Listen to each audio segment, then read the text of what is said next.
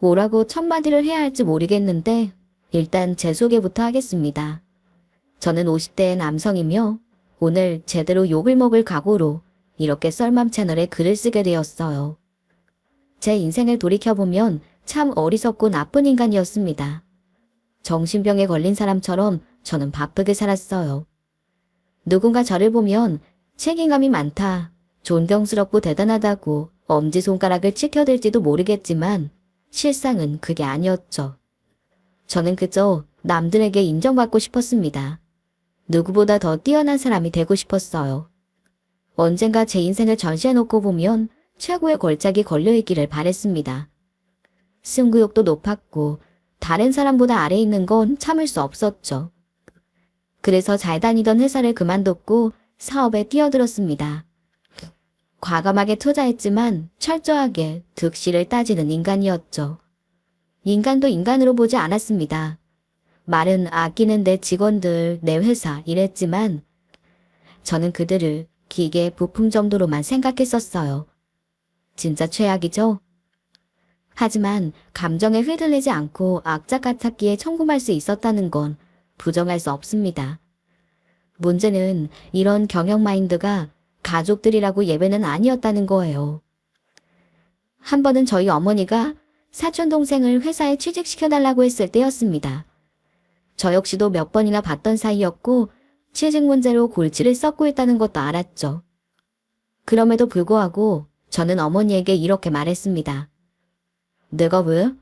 공무원 시험 준비만 7년을 하고 이제 취직이 불가능한 나이가 되니까 아는 사람 통해서 낙하산으로 들어오겠다고? 어머니는 제 성격을 아시기에 최대한 부드럽게 설득했죠. 걔도 오죽하면 그러겠니. 너도 동생이라고 어릴 때는 같이 놀고. 나도 오죽하면 이렇게 말을 할까.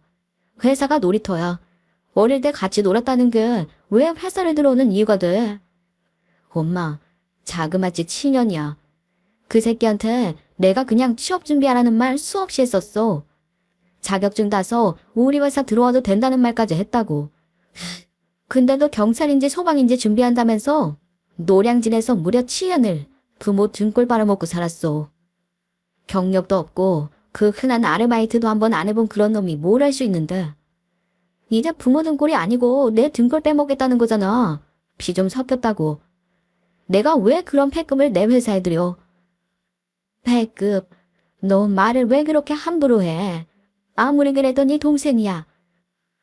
공부머리도 없고 일머리도 없는 놈 들여와서 내 피 같은 월급 주느니 차라리 그거라는 거지한테 적선하는 게 100배 나을 거라는 말이야. 이렇게 하나들 받아주면 회사가 가족 같은 회사가 되는 거라고. 그리고 엄마가 이런 식으로 말해준다 뭐한다 이러니까 내가 정신 못 차리고 믿을 구석이라는 게 생긴 거야. 알긴 알아. 저보다 엄마한테 부탁하기 전에 자격증이 뭐가 필요하고 얼마나 배워야 하는지라도 나한테 물었어봐. 만약에 그랬다면 내가 인간 그 비슷한 취급은 해줬을 거야. 양심도 없는 새끼가. 으유 매정한 것. 들어주는 신용이라도 하든가. 왜 그렇게 못된 말을 하니? 좋아. 그럼 엄마 봐서 경비로는 써줄 수 있어. 근데 걔가 하겠대. 절대 안 할걸. 회사에서 모니터 보면서 앉아있는 일 하고 싶은데 이러는 게 그게 인간이야 엄마. 인간들은 하나를 주면 둘을 안 준다고 지랄을 한다고. 아휴 됐어 그만해라. 그럼 그냥 나랑 말을 맞춰. 회사가 어렵다고 할 테니까 직원을 안 뽑는다. 뭐 그런 식으로도 괜찮고. 왜 거짓말을 해야 되는데? 너 정말 너 엄마한테도 그럴 거야. 엄마가 회사 들어가고 싶다고 해도 그럴 거냐고. 엄마도 경비 일해야 되니. 그래? 엄마는 청소일해. 저걸 내가 저걸 낳고 미역국을 먹었네. 어쩌다가 저런 성격이 됐어 어쩌다가. 글쎄요. 저도 그 질문에 대한 답은 못하겠더군요. 저는 아래로 동생만 둘이 있었고 아버지는 심장병으로 제가 성인이 되었을 때 돌아가셨습니다. 성장 과정도 무난한 편이었죠. 아버지는 가정적인 분이었고 어머니는 유쾌하셨어요. 가정 형편도 평범했기에 돈 문제로 다투는 건 거의 없었습니다. 부모님이 사이도 좋았으니 그걸 보고 자란 동생들도 모던한 성격으로 자랐습니다. 학교에서 꼴찌에서 2, 3등을 다퉈도 웃으며 성적표를 들이밀곤 했었죠. 하지만 저는 좀 달랐습니다. 마치 매끈한 나무 위에 툭 튀어나온 삐뚤어진 모처럼 가족들과 어울리지 못했어요. 성적이 조금이라도 떨어지면 잠도 못 자고 머리를 책상에 박을 정도로 승부욕이 넘쳤습니다. 친구들 역시도 마음이 아닌 머리로 사귀는 정도였죠. 필요에 의해서 만나서 떠들었고 필요가 없으면 가차없이 연락을 끊어냈습니다. 그게 저였고 저는 불편하지 않았어요. 제게 죽일 놈, 치사한 놈, 의리도 없는 놈 이렇게 일을 갈던 것들이 아쉬울 때 연락하는 게 저였으니까 말이죠. 그러다 보니 인간관계에 자연스럽게 실증이 났습니다. 때문에 결혼도 늦게 했죠. 솔직히 결혼이라는 걸 할 마음이 전혀 없었지만 어머니가 돌아가시기 전에 마지막 소원이라며 애원을 하셨기 때문이었습니다. 자궁암이 재발하고 전이 되면서 더는 손을 쓸 수가 없었을 때였죠. 어머닌 제 손을 잡고 늘 습관처럼 이야기했던 걸 또 말씀하시더군요. 죽기 전에 결혼하라는 말은 더는 못해. 이제 곧 죽을 테니까. 근데 그래도 나 죽어도 너는 약속한 건 지키잖니. 약속해. 결혼은 꼭 하겠다고. 또 그 소리야? 엄마, 결혼을 할 필요가 없는데 무슨 이득이 있다고. 먼저 간 너희 아버지. 그 사람이 꼭 너 같았어. 넌 가족들이랑 네가 안 닮았다고 하지만. 저는 그 말은 처음 들어서 약간 놀라서 물었어요. 그게 무슨 말이야? 아빠가 나랑 비슷하다는 거야? 어디가? 얼굴. 넌 모를 거다. 네가 아주 어릴 때니까. 그 사람도 너처럼 미성적이고 차갑고 주변 사람들에게는 칼 같고 승부욕도 강한 사람이었지. 내가 그 당시에 시집살이 한 번을 안 한 것도 그 사람 성격 때문이었어. 시부모님들이 나한테 오히려 미안해했을 정도니까. 아빠가... 에이, 아빠가 그랬다는 건 좀 상상이 안 간다. 그래도 결혼하고 나랑 만나고 또 너 낳고 네 동생들 태어나고 아주 천천히 바뀌더라. 가르쳐주면 바뀌더라고. 난 지금도 나쁘지 않다고 생각해. 그리고 결혼이 그냥 하는 것도 아니고 직업이나 조건도 보고 또 그때 어머니는 가볍게 고개를 저으며 제 손을 잡았습니다. 그런 거 보지 말고 너랑 성격 딱 반대인 사람 만나. 손해라고 생각하지 말고 너랑 반대인 사람으로 골라. 알았니? 멍청한 여자? 그래, 멍청한 여자. 이 엄마 같은 사람 말이다. 약속해. 아니면 엄마 눈 편히 못 감아. 아무리 그래도 약속해 제발. 응? 아, 알았어요. 약속해요. 결혼하는데 조건도 안 보고 아무것도 안 보고 나랑 성격 반대인 그런 여자 만날게요. 몇 번의 다짐, 새끼손가락을 거은 의미 없는 도장들을 찍고서야 어머니는 안심을 하셨습니다. 그리고 3개월 정도 후에 돌아가셨죠. 하지만 저는 그때까지도 정신을 차리지 못했습니다. 회사에 중요한 일정이 있어 어머니의 임종도 제대로 지키지 않았으니까요. 그 일로 저는 그나마 저를 이해해 주려고 애썼던 제 동생들과도 사이가 벌어졌죠. 제게 일에 미쳤다면서 악을 쓰고 장례식장 밖으로 쫓아내기까지 했습니다. 그렇다고 제가 어머니 죽음에 슬퍼하지 않은 것은 아니었어요. 제가 무슨 괴물도 아니고 감정이 없는 건 아니었으니까요. 그저 남들보다 표현이 좀 서툴렀다고 저는 그렇게 생각합니다. 이후 저는 실제로 어머니의 유언처럼 저와 딱 반대인 사람과 결혼도 했어요. 이전에 저라면 절대로, 아니 평생을 혼자 사는 게 나을 거라고 생각했을 법한 결혼 조건이었습니다. 홀아버지를 모시고 사는 소녀가장에 대학도 나오지 못한 고졸. 중소기업이라고 할 수도 없는 소규모의 회사를 다니는 사람이었어요. 하지만 맑고 긍정적이고 순수한 사람이었죠. 제가 약속 시간에 늦을 때에 몇 시간이나 밖에 서서 기다리는 그런 사람이었습니다. 갑작스러운 소나기에도 저와 반향이 엇갈릴까봐 그대로 비를 맞고 서서 기다리는 걸 보고 그때 그런 생각이 들더군요. 엄마가 이 사람이 좋은 모양이네 라는 생각 말이죠. 하지만 저와 반대인 사람을 만났다고 해서 제가 쉽게 변하는 건 아니었습니다. 저는 결혼 후에도 크게 달라지지 않았어요. 아내는 결혼 후에도 저를 많이 배려해줬습니다. 생일이나 기념 같은 거 챙길 줄 모르는 저에게 화를 한 번도 낸 적이 없었죠. 그러다가 딱 한 번 화를 냈던 일이 있었습니다. 바로 아내의 아버지, 즉 제 장인어른의 생신날이었어요. 저는 시간을 맞추지 솔직하기로 했으니 다시 말해서 그냥 약속을 일방적으로 지키지 않았습니다. 이해해주겠지 라는 생각이 깔려 있었죠. 하지만 그날 아내는 늦게 돌아온 제게 화를 내며 말했습니다. 다른 날은 다 괜찮아. 하지만 오늘은 우리 결혼하고 처음 집안 행사였어. 아버지가 얼마나 기대하셨는지 알아. 우리 식당에서 무려 3시간이나 기다렸어. 그런데 전화기까지 꺼놓고 늦으면 늦는다고 말이라도 좀 해주면 안 되는 거야? 왜 매번 이런 식이야 왜? 바빴어. 알잖아. 그리고 내가 카드 줬고. 그거면 되는 거지. 뭘 또 기다렸다고 화를 내? 생일이 뭔데? 1년에 한 번 돌아오는 태어난 날? 그게 뭐가 그렇게 중요한데? 태어난 날짜는 돼지 가축들한테 찍는 등급보다 못해. 왜 말을 그렇게 하는 거야? 그냥 의미가 있는 거고 내가 다른 건 다 이해해줬잖아. 내가 어제도 그저께도 제발 지켜달라고 했어. 난 약속 안 했어. 그냥 듣기만 했지. 여보, 기다리게 한 건 미안한데 난 애초에 왜 그런 걸로 시간 낭비를 하는지 이해를 못하는 사람이야. 당신, 내가 원래 이런 사람인 거 알았잖아. 바쁘고 그런 감정에 소비하는 시간 싫어하는 거 몰랐어? 알았지? 그럼 그런 문제에서는 관여하지 말았어야지. 그래도 우린 부부잖아.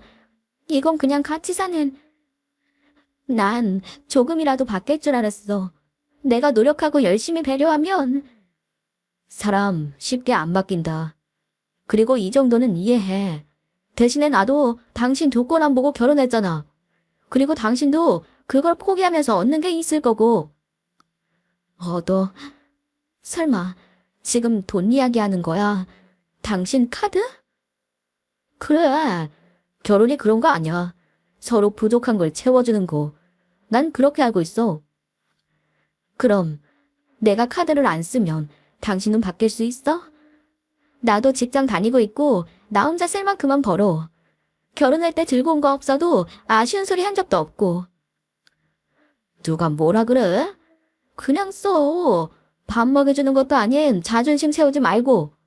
뭐든 긁어서 채우고 사는 게 이득이니까. 전 그때까지만 해도 아내를 이해하지 못했습니다. 다 자존심 때문이라고 생각했어요. 제가 일에 미쳐있는 거지 돈에 연연하는 사람도 아니었기에 충분한 생활비도 대줬습니다. 하지만 아내는 일도 그만두지 않았고 그 얼마 되지도 않는 돈의 일부를 저축하고 또 장인어른 용돈까지 챙겼죠. 제 입장에서는 미련했고 답답한 짓처럼 보였습니다. 그래도 그런 아내가 좀 대단하다는 생각도 했고 기간이 길어지니 단순한 자존심이 아니라는 것도 알게 되었죠.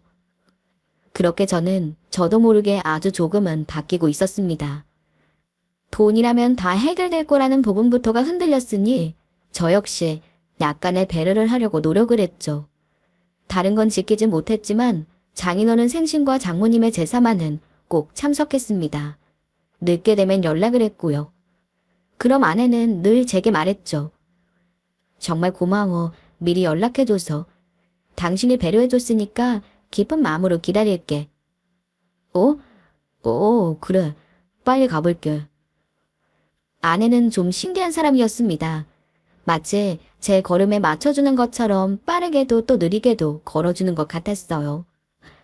이해득실이나 계산적인 인간들과는 너무 상반되는 사람이라 이해 자체를 할 수 없었지만 한 가지는 확실했죠. 한없이 사랑스러운 사람이라는 거요. 어느 공간, 어느 사람들 사이에 끼어 넣어도 자연스럽게 어우러지는 사람이었습니다. 왜 가만히 있어도 사람들이 몰려드는 그런 사람이 있잖아요. 아내가 딱 그런 사람이었어요. 물론 모든 게 완벽하진 않았어요. 아내의 요리 솜씨가 정말로 형편이 없었죠. 설탕만 맛나는 김치찌개, 바닷물로 만든 것 같은 국수, 고기처럼 검게 탄 계란말이가 아내의 대표 요리였습니다. 그래서 쉬는 날에는 제가 손을 거들어야 뭔가를 먹을 수가 있었네요. 한 번은 제가 그랬습니다. 그냥 청소 아주머니나 요리하시는 분 부르는 게 좋지 않을까? 당신이 싫다면 일주일에 한 번씩만 오게 해도 훨씬 수월할 거야. 나도 그렇게 살았고. 전업주부도 아니고 일까지 하면서 뭐하러 집안일까지 스트레스를 받아. 아내는 그 말에 씩 웃으면서 대꾸했죠. 이런 것도 재밌지 않아? 서툴러도 당신이 도와주는 거 난 좋아. 당신 진짜 이상한 사람인 거 알지? 응, 당연히 알지. 그래서 이상한 당신이랑 결혼한 거야. 몰랐어? 그래, 그건 몰랐네. 사랑?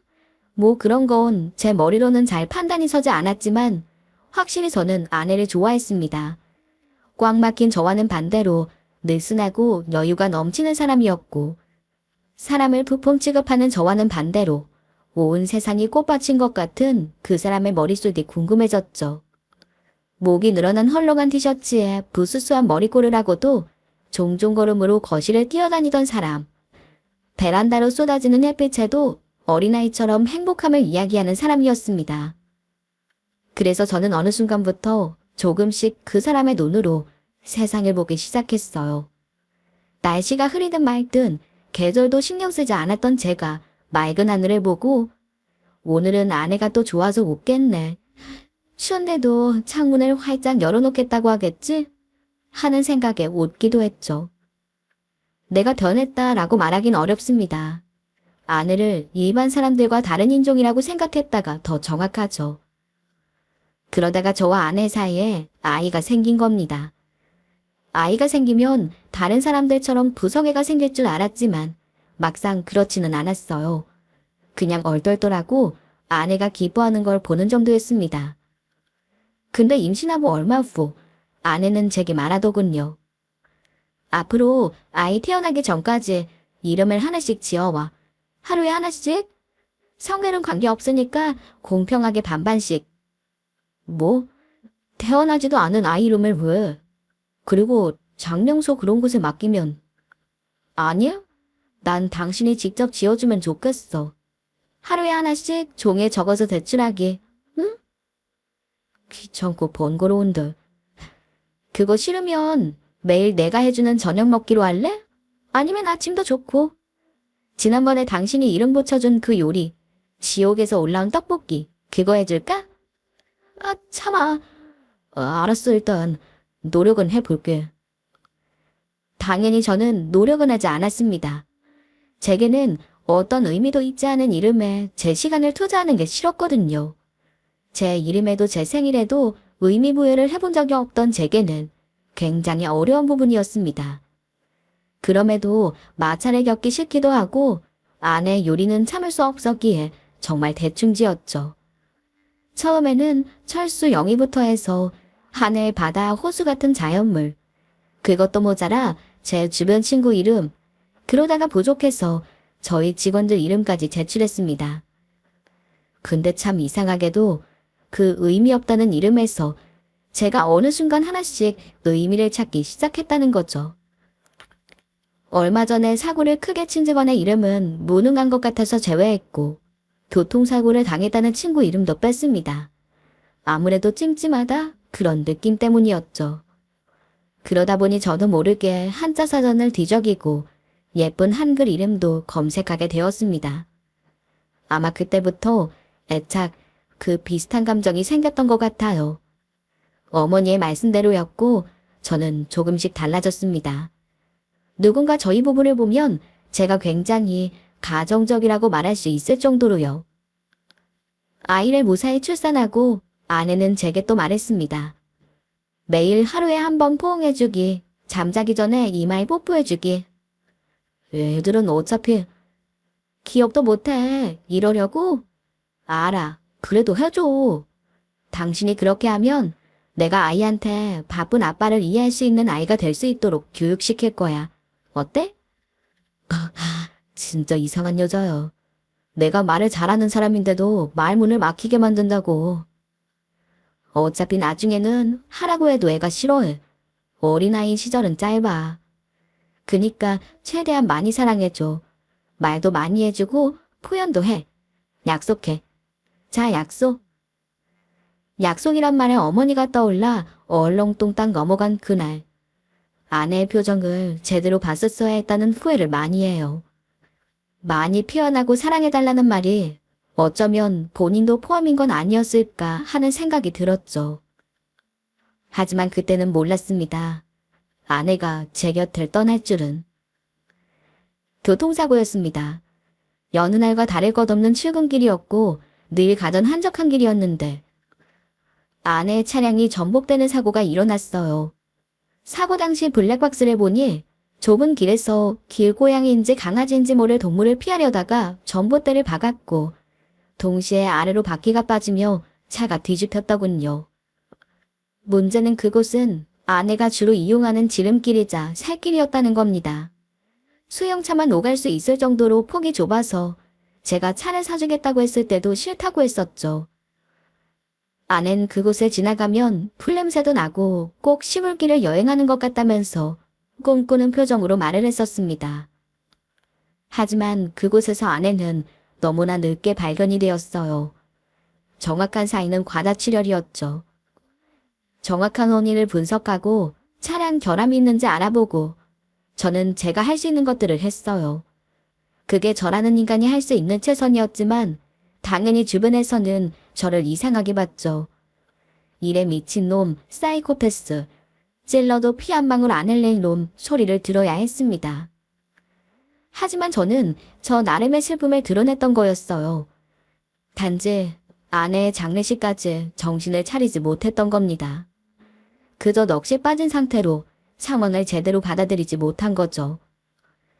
뒤늦게 소식을 접한 제 동생들도 참석을 했는데 눈물조차 흘리지 않고 있는 저를 보고 울분을 토하더군요. 형은 우리 엄마 돌아가실 때도 그러더니 정말 미쳤구나. 다른 사람도 아니고 형 아내야.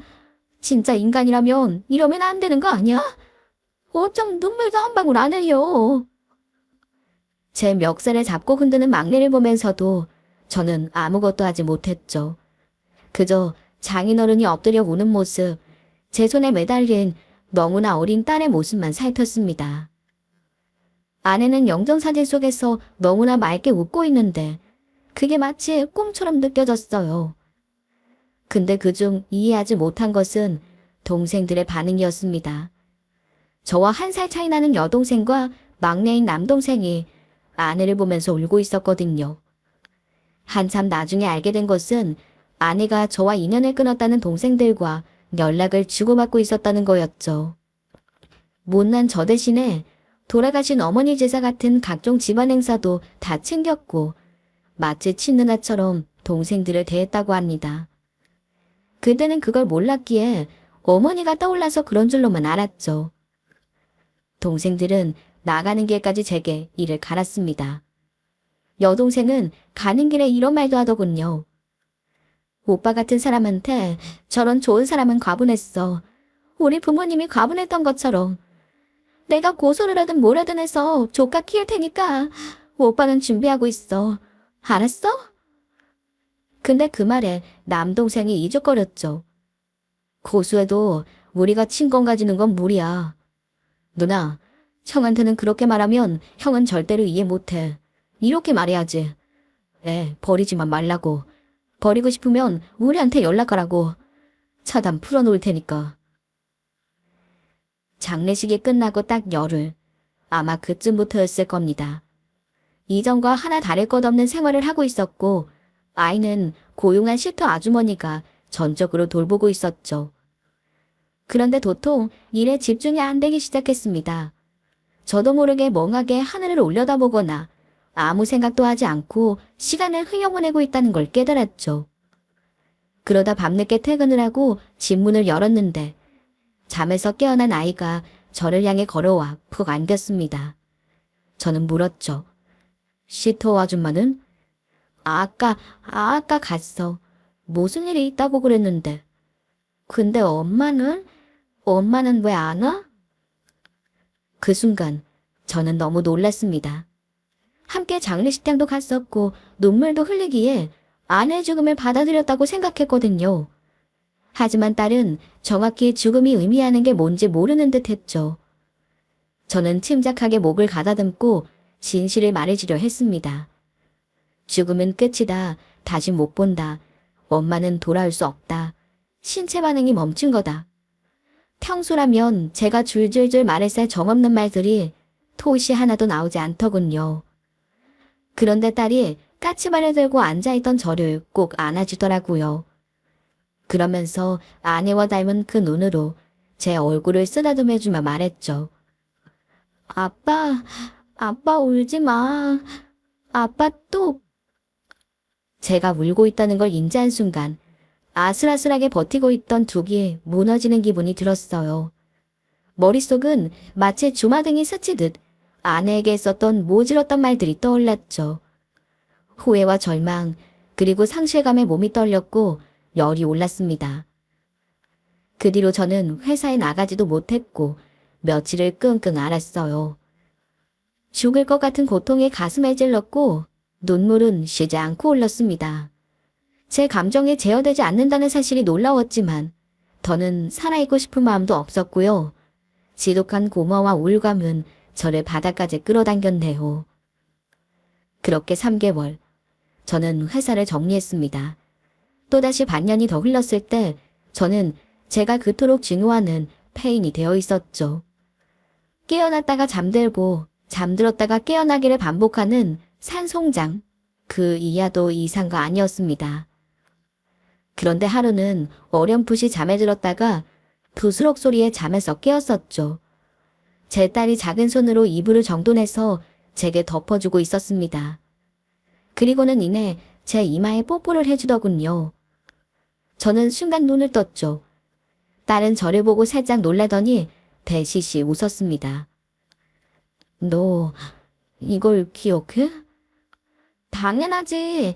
나 멍청이 아닌데. 나 3살 때도 기억나는데?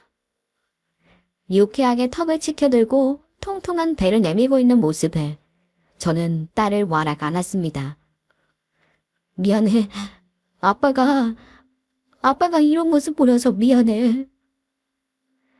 그날을 기점으로 저는 정신을 차렸습니다.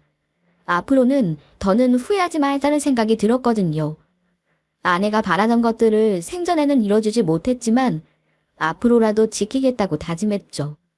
그 첫 번째가 제 딸이었고 2번째는 장인어른이었습니다. 문제는 제가 찾아가도 집에 계시질 않다는 거였어요. 그래서 수소문을 했고 경비원 일을 하고 있다는 걸 알게 되었죠. 저는 딸과 함께 그곳으로 찾아갔습니다. 그런데 주차를 하러 들어가는데 멀리서 누군가가 장인어른에게 삿대질을 하고 있는 것을 보게 되었어요.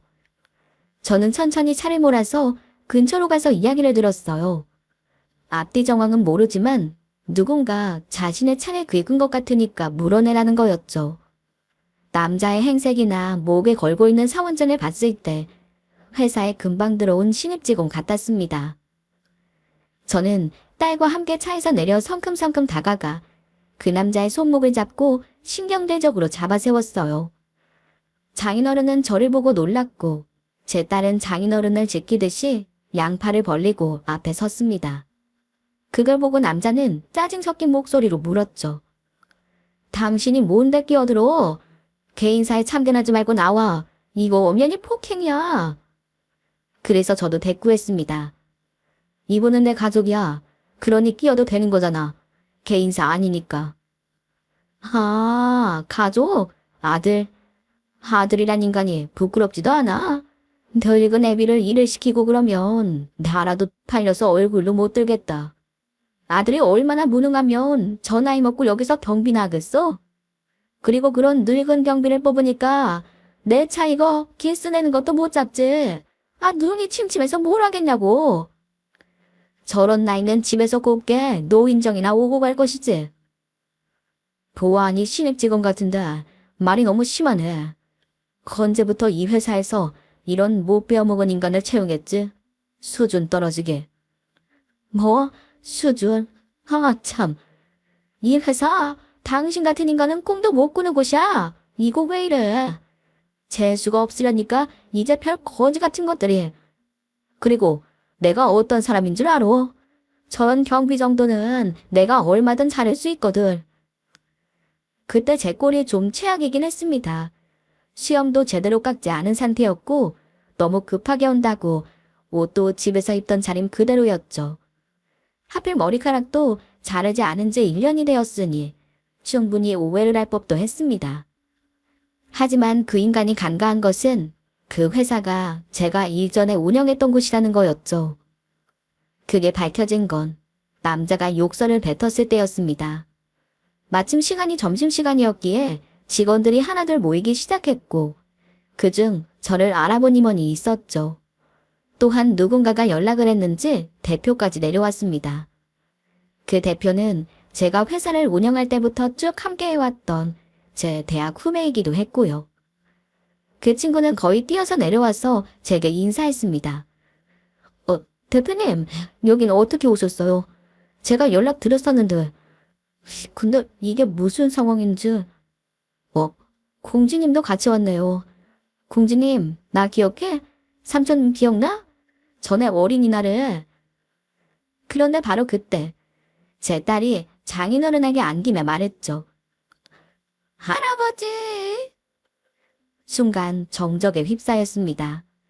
이전 회사 대표였던 사람의 장인어른이 경비원이라는 사실에 놀란 듯 했죠. 삿대질을 하던 신입 직원은 파랗게 질려서 겹념을 줄줄 늘어놓았습니다. 이게 저분이 그러니까 제 차가 그러니까 제가 좀 예민했는데 저분이 먼저 모른다는 식으로 하고 감시 카메라가 없고 그 블랙박스를 돌렸는데 제 차가 왜 제 차라서 저도 모르게 살짝 약간 짜증을 내긴 했었는데 저는 그 말을 듣지도 않고 제 후배이자 현 대표를 향해서 말했습니다. 저런 덜 떨어진 놈은 어떻게 합격이 된 거야? 저런 주제 끌고 다니는 차는 또 왜 제 차네? 후배는 마른 침을 삼키면서 난감한 표정으로 대답했습니다. 그니까 제 친척인데. 친척? 지금 친척이라고 했어. 그게 대표님, 그게 아니라. 나 이제 대표 아니야. 말 똑바로 해. 형, 그게 제가 그러려고 한 게 아니라. 저는 후배의 정강이를 발로 걷어찼습니다. 직원들은 그걸 보고 짧게 소리도 질렀죠. 하지만 저는 모두가 들으라는 듯 큰 소리로 말했어요. 딱 하나 딱 둘. 낙하산으로 회사 들어오는 인간들이 쌓이면 내가 뭐가 된다 그랬지. 가족 같은 회사가 된다고요. 그래도 형, 제 체면이 있는데. 자존심, 그게 밥 먹여주냐. 저놈 당장 퇴사 처리해. 퇴직금 이런 거 다 아까우니까 한 푼도 주지 말고 잘라. 아니면 내가 투자했던 돈 다 회수하고 나 믿고 투자해둔 사람들 회유까지 해서 똑같은 회사 바로 옆에다가 차릴 줄 알아. 임원들 실력 좋은 사람들 다 내가 같이 하자고 하면 언제든 따라올 거라는 거 너도 잘 알지? 형, 나 빈말 안 한다. 그리고 장인어른도 여기서 그만둘 거니까 돈 제대로 계산해. 삿대질하던 놈이 울고불고 짜는 소리를 했지만 제 후배는 그 자리에서 단칼에 끝내버렸습니다. 제 성격을 너무나 잘 알기에 단순한 협박이 아니라는 걸 알았겠죠. 그리고 저는 장인어른을 차에 태워 회사를 벗어났습니다. 갑작스러운 상황에 놀란 건지 모르시더군요. 자네는 이성적인 사람이고 공과 사는 분명히 아는 사람이잖아. 아무리 아는 사이여도 그런 짓은 안 할 줄 알았는데 왜 나 때문에 괜히. 저는 웃으면서 대답했습니다. 아내가 그 사람이 시켜서요. 아내가 좋아할 것 같지 않나요? 사이다라고 하면서. 당연히 원래 저였다면 그러지 않았죠. 직원을 자르는 것에 대한 절차를 철저하게 지켰을 것이고 현 대표에 대한 체면도 고려했을 겁니다. 아니, 애초에 그런 사소한 문제에 끼어들지도 않았겠죠. 설령 끼어들었다고 해도 돈으로 해결하고 말겠다는 생각이 지배적이었을 겁니다. 그런데 제 딸이 그 작은 몸으로 할아버지를 지키겠다고 양팔을 들고 있는 순간 알았어요. 제 아내 역시 그렇게 했을 거라는 걸 말이죠. 장인어른은 씁쓸하게 웃고는 물으셨습니다. 근데 우리 지금 어디 가는 건가? 그냥 발길 닿는 곳이요. 거기서 점심도 먹고 그냥 꽃구경도 하고. 꼭 내 딸처럼 말하는군. 부부는 닮는다더니. 현재 저는 장인어른과 함께 살고 있습니다. 죽어도 싫다고 불편하다고 저를 피해 다니셨지만 제가 일에 미쳐 살았던 것처럼 집착이 좀 심한 편이라 결국 제 의지대로 되었습니다. 그렇게 딸이 초등학교에 입학을 하자 큰 집에 덩그러니 저희 두 사람만 남게 되었어요. 제가 장인어른을 백수로 만들었고 저 역시 일할 의지가 없었기에 처음에는 시간이 정말 느리게 갔었습니다. 그래도 넉넉한 여유 자금이 있었기에 불편한 건 없었죠. 아이 방학이 되면 해외여행을 갔고 낚시라든가 바둑 같은 것도 장인어른에게 배워서 함께 다녔습니다. 더구나 최근에는 저희 동생들도 집을 들락거리고 있죠.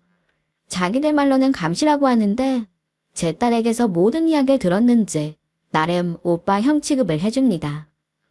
몇 달 전에는 딸아이의 머리 묶는 법을 가르쳐 주더군요. 그리고 이건 최근에 장인어른에게 들어서 알게 된 건데 아내는 요리를 굉장히 잘하는 사람이었다고 합니다. 예전에 저였다면 왜 그런 짓을 했는지 이해를 못했겠지만 지금은 알아요. 그 사람이 얼마나 현명한 여자였는지를 말입니다. 그래서 더욱 빈자리가 크게 느껴지네요. 딸은 날이 갈수록 쏙쏙 크고 저도 제법 머리도 잘 묶어줍니다. 햇빛이 가득한 날에는 매일 아침마다 창문을 활짝 열어놓으며 하루를 시작하고 있고요. 마치 제 아내처럼 말이죠. 근데 지금까지도 저는 아내가 그립습니다. 언제쯤이면 괜찮아지는 건지 솔직히 모르겠네요. 그래서 제 딸에게서 또 장인어른에게서 제 아내의 모습을 찾곤 하죠.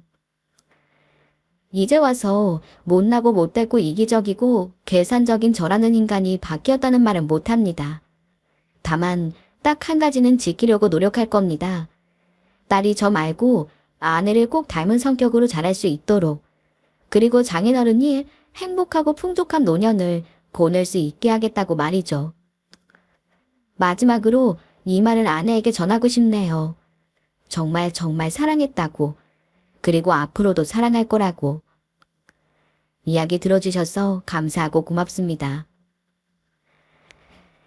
오늘의 사연자님께서 멋진 아내를 두어 세상을 보는 눈을 얻게 되신 것 같습니다. 앞으로도 예쁜 따님과 현명하신 장인어른 사이에서 흔들리지 않는 기둥이 되어주시기 바라며 오늘의 사연 마치겠습니다. 사연 보내주셔서 감사드리며 함께해주신 썰맘 구독자분들 항상 감사합니다.